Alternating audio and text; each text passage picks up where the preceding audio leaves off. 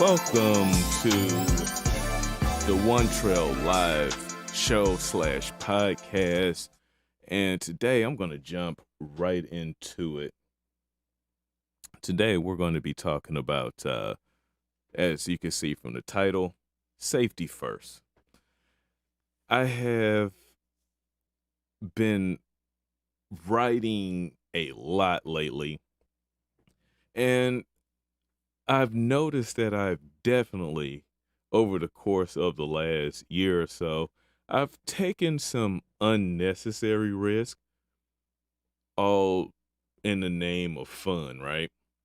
And adventure. So, that's kind of what this channel is about. It's about adventuring and kind of pushing things to the edge and kind of really pushing equipment to its limits at times. But I want to keep it a little light and sort of in the middle, not really, not heavy though, but right in the middle. And let's jump into some real concerns that I have, and I'll kind of walk you through how I ended up here. Yesterday, I went for a ride, and this trail was different than any trail that. It was different from any trail that I've been on, kind of.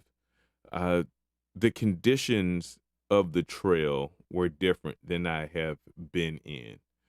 Um, it's the fall. The trails are, they're not overgrown anymore, but the leaves are falling. Uh, the ground is wet. So that adds in its own set of concerns and problems that I have really it kind of had me on edge, and I was on the sometimes I was on the edge of drop offs, and it was really interesting, really interesting there.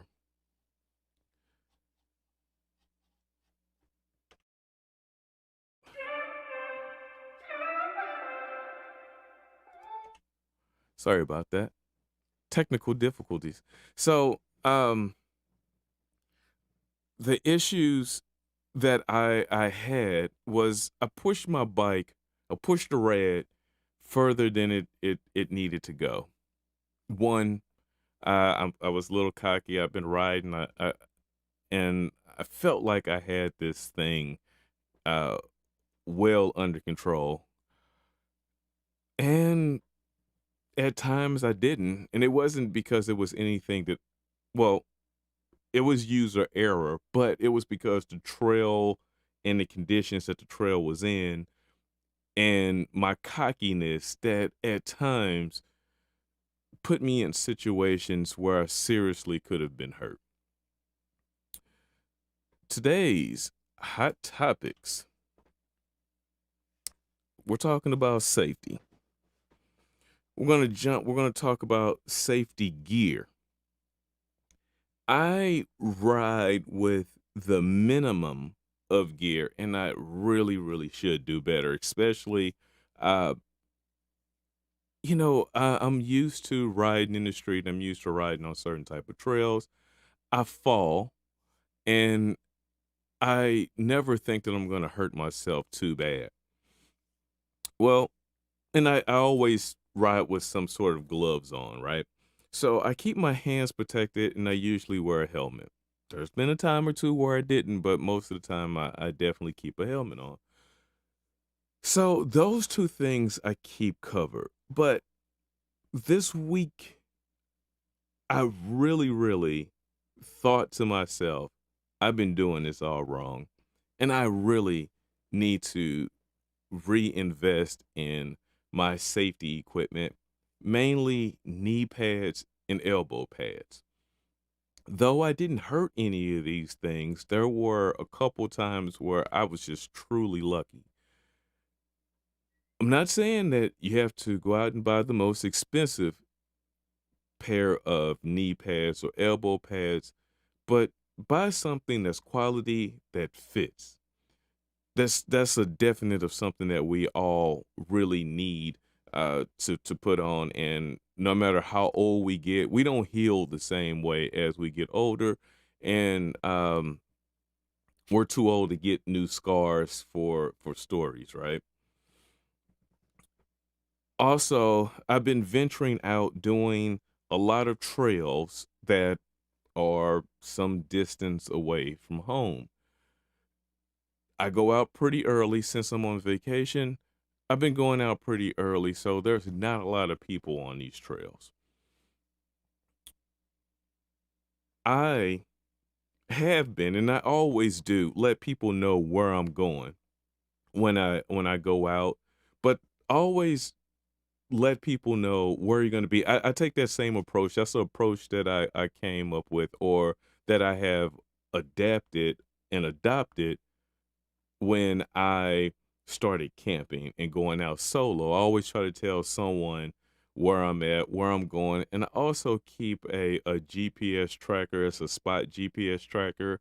It's subscription based. I've talked about this device before, but it geotags you, and it can send messages out to your loved ones and or emergency services if need be. Um, it's a great piece of equipment. It's the device itself costs a couple $100, and the subscription costs you a couple $100 a year. So it's not a cheap investment. But if you're going out to remote areas, and definitely if you're by yourself, it is a piece of equipment that you should always keep on you. And when you go out to these places, uh, take some sort of uh, make sure you have your information on you, insurance cards, uh, contact information for whoever uh, your next to kin is, just in case someone needs to get in contact with you. They find something that resembles you, what someone needs to identify you. That's kind of on the deep end, but if something happens, someone can have a person to attach to you that may be helpful for you. When I go out, I tend to I try to make sure that I have a map, and I don't always rely on my electronics because things fail. So I try to take a physical map of the trail that I'm on. I also keep a small med pack with me, uh, and a tourniquet. I try to keep things on me, so a little medication, a couple ibuprofen, some things like that. Something for uh, insect stings, minor stuff. Nothing too heavy, nothing too crazy, but something that I can kind of treat myself a little bit, so I can get to some real help, or until help arrives, if I can take care of myself. Knowing the limitations of your gear. I'm flying through these pretty quick, but you guys kind of get my point here. Um, f- the limitations of everything has a breaking point. Even you have a breaking point. Uh, this particular trail that I was on pushed me to a limit with uh, the wet conditions on top of the rocky terrain really had me doing a upper body workout that I wasn't prepared for. It had some great switchbacks. I mean, this trail is great, but that's the reason why I'm saying that's what led me to these five things that we're talking about. The limitations of the bike was just knowing the proper tire pressure you need to be at, knowing the proper seat height. Uh, those were things that I really didn't consider riding this trail, and some of those things came back to bite me.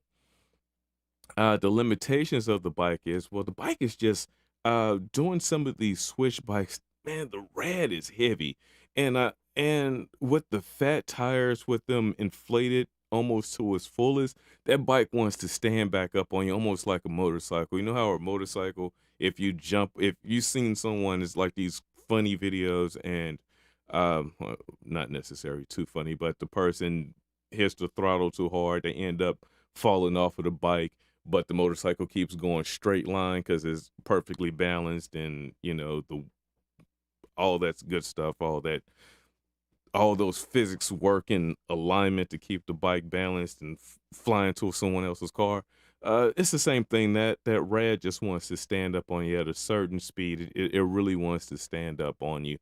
Uh, Not having the tires at the right pressure makes the ride bouncier than need be, and it does up the thrills, but it equals to some spills as well.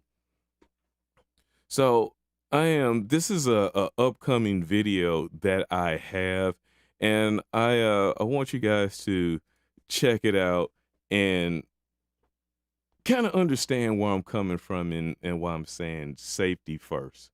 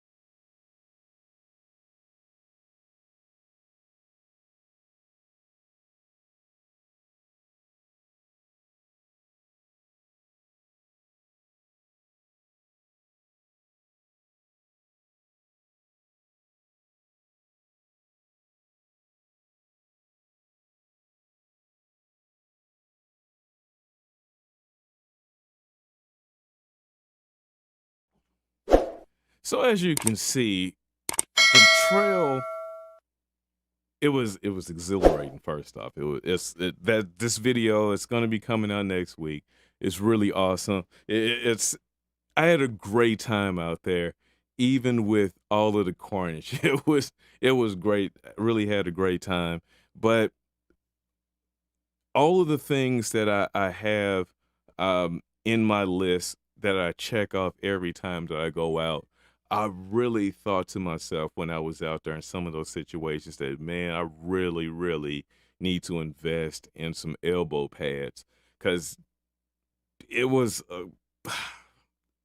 it was sketchy, especially how this trail was. It has some steep drop offs, and I only had the vision of rolling down a drop off one time, and I was like, ooh, ooh, that can end badly. That can really, really end badly. But other than that, it was a great time.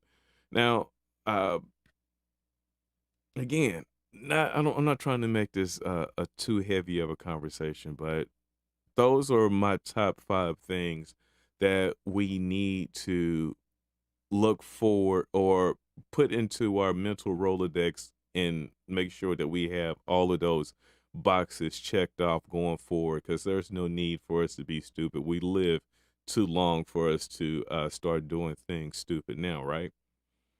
All right. All right. So I love to keep these short. I love the shortness of my podcast nowadays. But before you guys go, got one more treat for you. Have one more treat, and this is my latest piece of gear that I absolutely love. Welcome back to the channel. I'm Boogie, back talking about jackets today. This is the Milwaukee M12 series shell. It's a heated jacket. They make Milwaukee at this time. They make two or 3 different heated jackets. Well, I think they make 2 heated jackets and a heated vest. Well, this is the tough shell, which is different than the one that is part of their cold weather or wet weather series. Both, of course, they're heated jackets, so both of them are part of a cold series of clothing. But there's a lot of videos that really talk about this jacket. I have more specific things that I want to talk about with this jacket and why I bought it. This jacket, somebody probably did the same thing that I did, was they bought it and either they probably wore a large, they bought an extra large so that they can try to get the right one. And but I checked it before I left the store and they had everything. Oh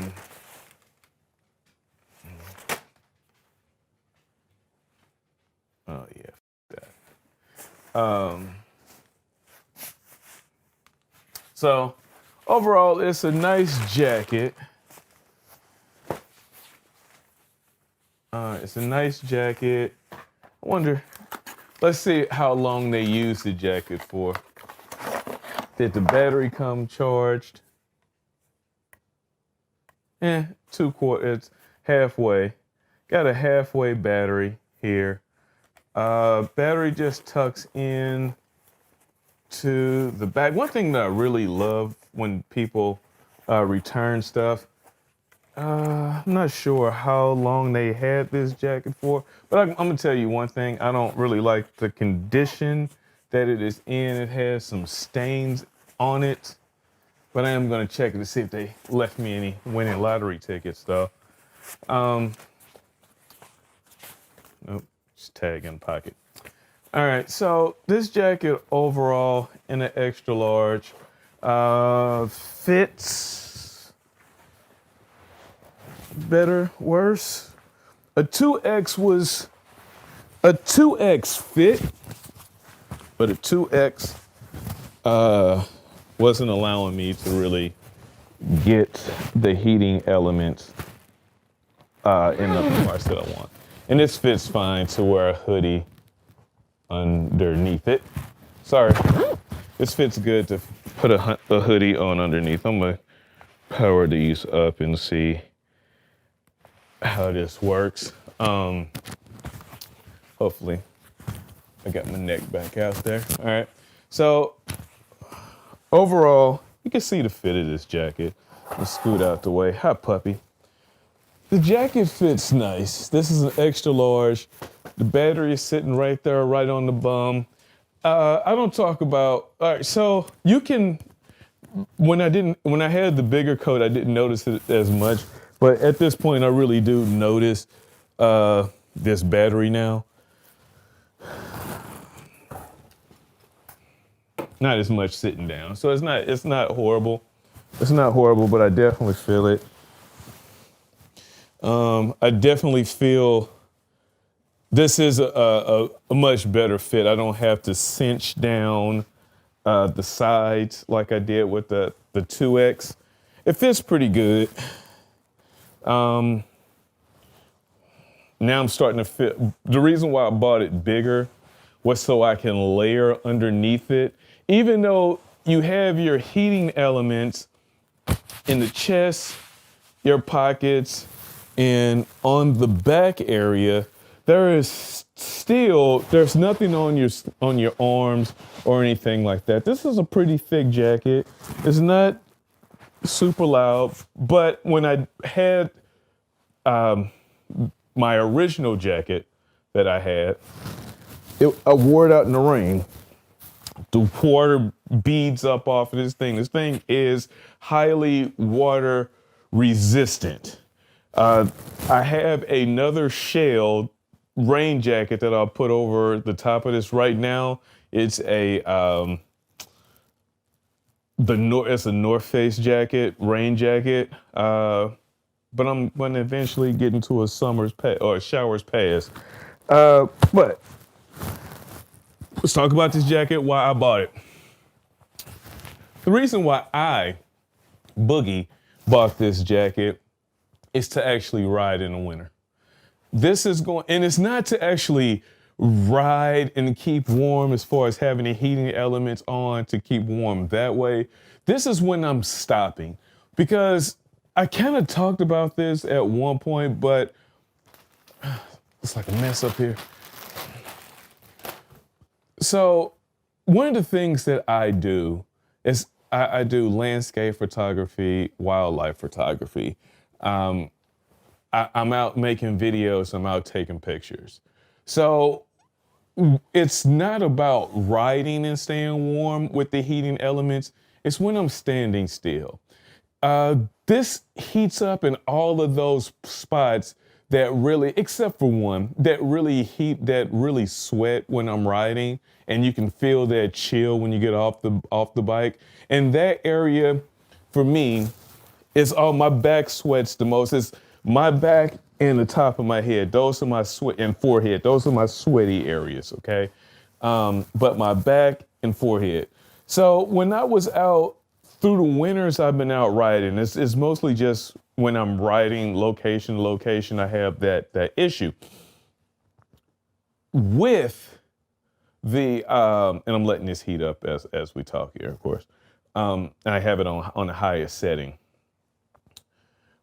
With when you stop, even though you're warm, that water cools your back off, and you can feel that chill, especially when if it's a breezy day. And that's what I want to prevent. I want to add a level of comfort. I have worn this. I have worn the 2X jacket that I had. I wore it for.